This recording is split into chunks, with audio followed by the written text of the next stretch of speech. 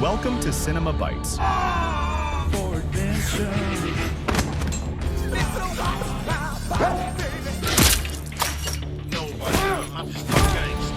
Your go-to for movie recaps in a flash. Big twists, epic moments, all in just minutes. The movie Some Like It Rare begins in Paris with a married couple named Vincent and Sophie who own a butcher shop. Unfortunately, the shop is not doing well at all, as they don't have many customers, and those who do come in get frustrated with the wait while Vincent performs a strange massage on the meat. One day, a group of vegan activists attacks the shop, throwing paint, breaking things, and spray painting graffiti on the walls. Vincent chases after them and manages to knock one of the activists to the ground to uncover his face, but his friends quickly return, push Vincent away to rescue the man, and stab Vincent in the stomach before fleeing. Later that same day, the couple visits their friends, Stephanie and Mark. They tell them that the bank refused to give them a loan to renovate the shop, and as a result, they will soon declare bankruptcy. At first, Stephanie sympathizes with them, but then she begins boasting about the large amounts of money Mark earns at his butcher shop. During dinner, Mark brags about his earnings and gives Vincent a gift, a gun to protect his shop. Vincent doesn't have a license for the gun and considers refusing the gift,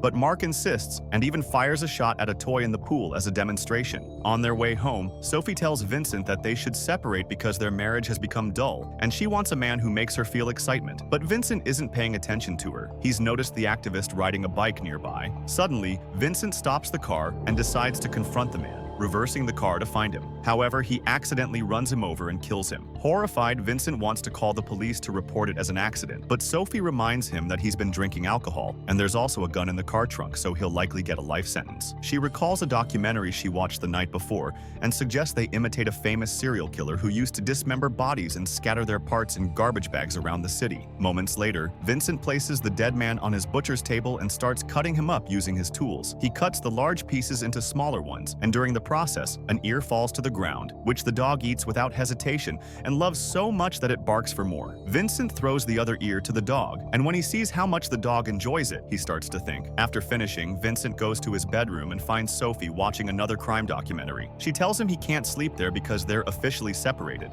Vincent has no choice but to sleep on the couch. The next morning, Vincent oversleeps, rushes to the shop, and discovers that Sophie has sold the human meat he left on the cutting board. She thought it was luncheon meat. Before he can yell at her, a customer returns and says it was the best meat she's ever eaten and asks for more. Vincent tries to sell her something else, but she insists on that specific luncheon meat. Sophie doesn't understand the problem, so Vincent tells her they've changed their meat supplier. Now Sophie wants to try the new luncheon meat herself and thinks it tastes amazing. Vincent tells the ladies it's Iranian pork. The customer buys all she wants, and after she leaves, Sophie demands to know the truth. When she hears his explanation, she's shocked for a moment, but then tells Vincent not to throw the meat away and even suggests he try it himself. He refuses, but Sophie keeps talking, saying they could sell the whole body to get rid of the evidence. At that moment, another customer arrives, a friend of the previous one, who also wants the same meat. Rumors about the Iranian pork spread quickly, and the shop fills with people asking for it. For the first time, the couple makes good money by selling human meat. When Officer Mac comes to buy Iranian pork, the couple gets nervous, but fortunately, he doesn't realize it's human meat. That night, Vincent eats the last piece of human meat at dinner and loves its taste. Sophie believes they should start killing more people and selling their meat. Vincent thinks she's joking, but Sophie is serious, saying it could save their shop. The next day, their daughter Chloe introduces them to her fiancé, Lucas, who is a vegan. However, he assures them he respects meat eaters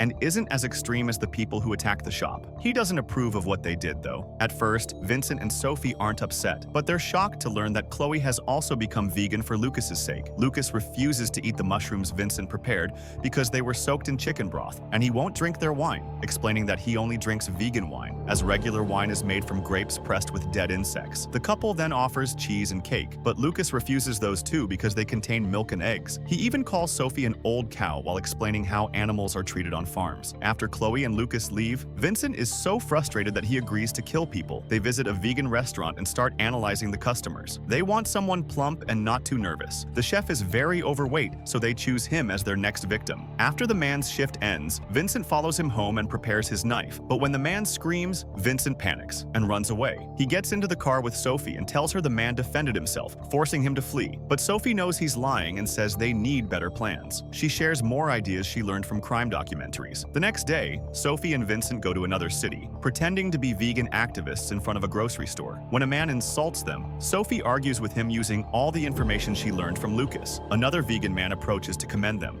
but he starts yelling against the system without giving them a chance to respond, forcing Sophie to yell back to scare him away. A kinder vegan man talks to them, and they agree to meet later to discuss their new activism. Moments later, the man arrives with two others. Vincent and Sophie realize they can't fight all three at once and prepare to leave, but the trio reveals they're planning to attack a meatpacking factory. Vincent gets an idea and agrees to join them, ignoring Sophie's objections. On the way, they're given masks. One of the activists thinks Vincent looks familiar, but the couple distracts him by saying they're flower sellers. When they arrive at the factory, Sophie is shocked to discover it's Mark's factory, so she stays outside, claiming she'll keep watch. Vincent joins the trio and enjoys breaking things inside, and they light a fire and also take a bath over a picture of Mark. After that, Sophie and Vincent go to a restaurant, and she yells at him because he betrayed their friends. But Vincent thinks that big chains like Mark's harm his small business more than vegetarians do. He orders a steak but doesn't feel like eating it because it's not as tasty as human meat. Vincent refuses to kill again, and Sophie starts provoking him,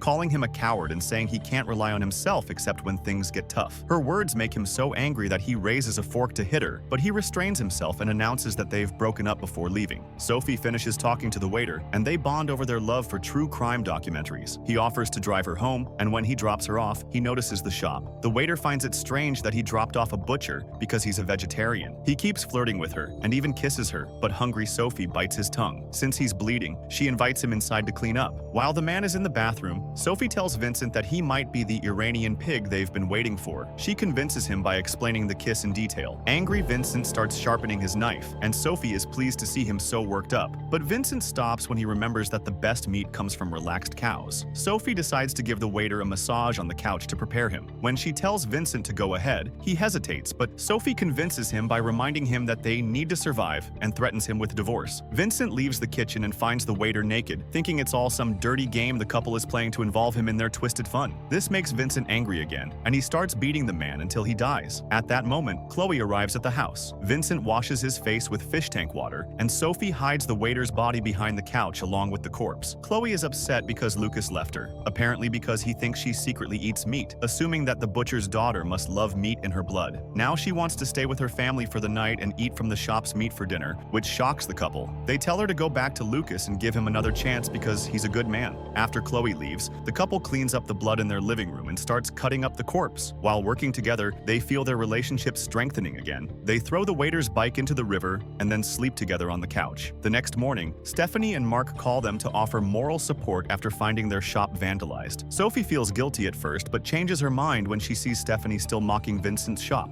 Officer Mac explains that it's the same activist who attacked Vincent's shop and even shows them video recordings. While Stephanie and Mark demand compensation from the government, Mac privately asks Sophie and Vincent for more Iranian pork. By the afternoon, a long line forms outside the shop to buy Iranian pork, and the entire body sells out in a few hours. Sophie promises them there will be more tomorrow. That night, they kidnap the chef from the vegetarian restaurant and kill him in the bathtub after some hesitation. As days pass, the couple continues killing vegetarians using different methods. Vincent stops hesitating and begins enjoying the thrill of the hunt. Every day, they have more and more customers, and the lines at the shop grow very long. The couple grows closer as they work together, and killing becomes routine to the point where they have casual conversations while murdering. One night, they invite a vegetarian man to join them in attacking a meat factory together. While the man chooses his mask, Vincent prepares his knife, but the man notices and kicks him before escaping. The couple chases him into the woods, but unfortunately, they lose his trail. Sophie thinks their adventure is over, but Vincent hears someone moving in the dark. Then Sophie calls the man's phone, and the ringtone reveals his location. The man panics and tries to run again, but slips and falls. When the couple checks on him, they discover he's already dead, having suffered a heart attack from fear. The next day, Sophie and Vincent share a steak made from the heart attack victim with Stephanie and Mark, who admit it tastes amazing. Their jealousy makes them calmer than usual. When Mark takes another bite, he's shocked to find a piece of metal in the meat, and Stephanie recognizes it as a pacemaker. Vincent quickly takes it it and claims it's actually a tracking chip used by farmers to monitor livestock. They argue, and when their friends start mocking their small shop again, Vincent finally gains the courage to criticize them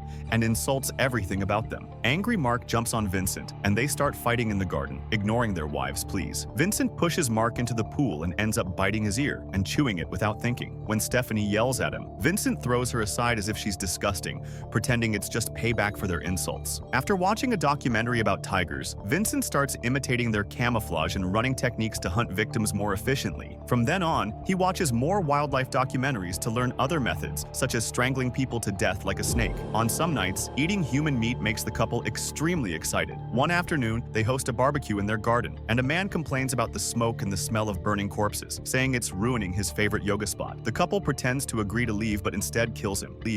Later, they attend a vegetarian event to look for new victims. Vincent is drawn to a very fat boy and fears himself because he doesn't want to hurt children. At that moment, they run into Chloe and Lucas, forcing them to pretend they've become vegetarians and are only selling meat to make a living. Lucas talks about all the vegetarians who have disappeared recently, suspecting that the Farmers Union or the Butchers Guild is behind it all. Suddenly, the couple is kicked out of the event and called butchers, which the activist who vandalized Mark's shop overhears. As they leave, Sophie notices a black woman and says they haven't tried those flavors yet. Vincent decides to break his rule of not killing women, and the couple chases after her. That night, Vincent's knife breaks while cutting the woman, so he goes to the shop to get a new one and finds Mac knocking on the door. The officer just finds it strange that the shop lights are on after business hours, so Vincent pretends to be working late. When the dog appears nearby with a hand in its mouth, Vincent yells to scare it away, telling Mac he's traumatized after his shop was attacked. Before Mac leaves, he remembers the issue of the missing vegetarians. Moments later, Vincent tells Sophie that he threw away the woman's meat